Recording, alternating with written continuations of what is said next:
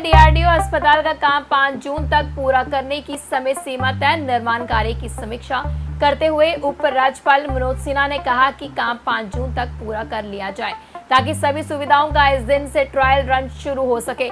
नवजात और बच्चों के लिए क्रिटिकल केयर की सुविधाएं भी मुहैया कराने के लिए उन्होंने 25 बेड का आईसीयू बनाने को कहा। इसके साथ साथ उन्होंने स्टाफ, दवाइयां व उपकरणों की आपूर्ति, जांच के उपकरण और अन्य सुविधाएं समय पर उपलब्ध करवाना सुनिश्चित करने को कहा।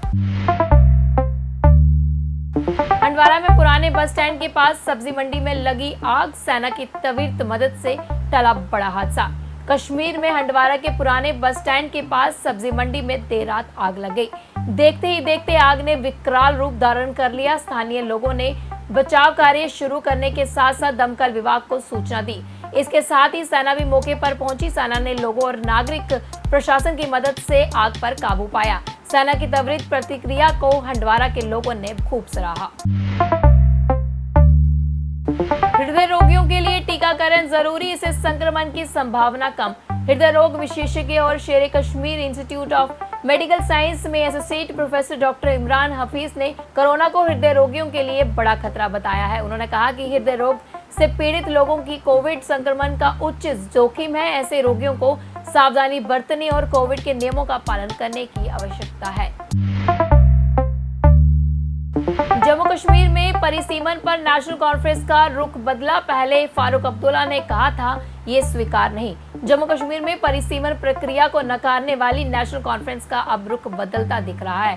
पार्टी के दिग्गज नेता इसे अवैध कह चुके हैं। वहीं पार्टी का एक हिस्सा ऐसा भी है जो परिसीमन प्रक्रिया में शामिल होने पर बल दे रहा है। एंटी टोबैको डे के उपलक्ष्य में जीसीडब्ल्यू परेड कॉलेज की एनसीसी विंग द्वारा आज ऑनलाइन पोस्टर मेकिंग कंपटीशन का आयोजन कॉलेज के प्रिंसिपल एसपी सरस्वत के नेतृत्व में करवाया गया, जिसमें इन पोस्टर के माध्यम से लोगों को टोबैको से होने वाली घातक बीमारियों के बारे में जागरूक किया गया। तमिलनाडु के पूर्व मंत्री पर रेप और अबॉर्शन का आरोप। चेन्नई की हीरोइन की शिकायत पर एफआईआर दर्ज। तमिलनाडु के एआईएडीएमके के पूर्व मंत्री मणिकंदन की मुश्किलें बढ़ने वाली हैं। एक्ट्रेस ने उनके खिलाफ थाने में रेप का मामला दर्ज कराया है। बता दें कि इस नेता पर हीरोइन को शादी का झांसा देकर 5 साल तक यौन शोषण करने का आरोप है।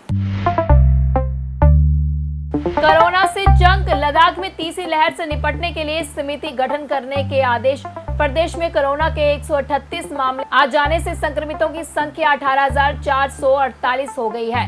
इसमें से 16,698 लोग महामारी को मात देकर घर आ चुके हैं। अब प्रदेश में सक्रिय मामले सिर्फ 1,603 हैं। इसी बीच वहां के उपराज्यपाल आर.के. माथुर ने कहा कि कोरोना की तीसरी लहर से निपटने के लिए एक कमेटी का गठन किया जाए। आपको बता दें कि ये कमेटी तीसरी लहर से निपटने की योजना।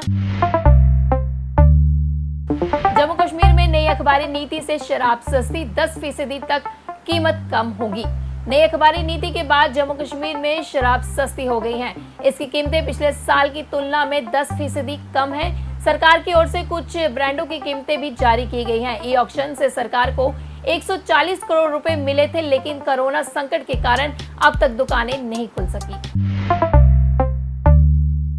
पूरे विश्व में मनाया गया तंबाकू निषेध दिवस। आपको बता दें कोरोना से ज्यादा जानलेवा है तंबाकू। कोविड काल में ही ली 20 लाख लोगों की जान।